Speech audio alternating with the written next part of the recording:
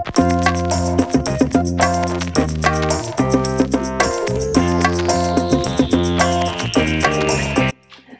bliver kul egentlig dannet?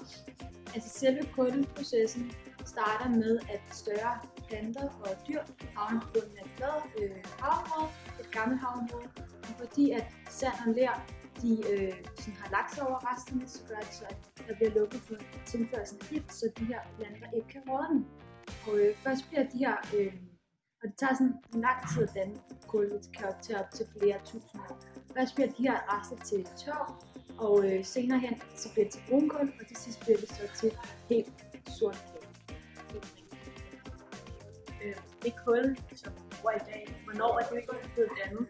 Altså, de kulforekomster, man ser på den nordlige halvkugle, de blev dannet på basis af aflejringer fra perioden Karpat, som var 360-286 millioner år før nu. Og store dele af den nordlige halvkugles kontinenter var nemlig placeret ved ekvator dengang.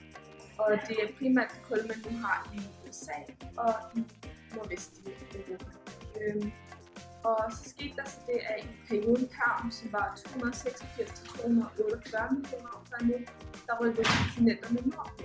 Og derfor så er det kul, der er på den sydlige halvkugle, som er især i Australien, det er så primært på den her periode. Og ja, det tager omkring 1000 år at få omsat organisk materiale til 1 meter tørv, og det tager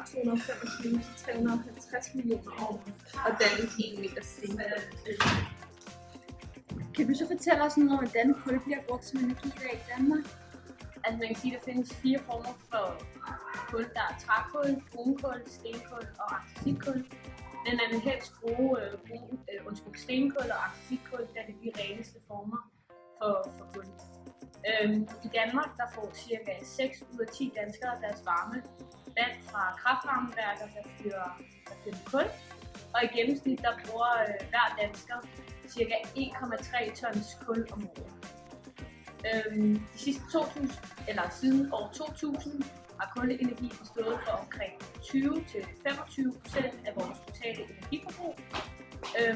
Men Danmark har til gengæld ikke noget kul i undergrunden, så vi bliver nødt til at importere kullene fra andre lande. For 15 år siden der fyrede kraftvarmeværkerne næsten kun med kul. Omkring 90% af deres brændsel var kul. Men i dag der er det kun ca. 60% af energien, der kommer fra kul. Men det er stadig en meget stor del, som skal importeres udefra.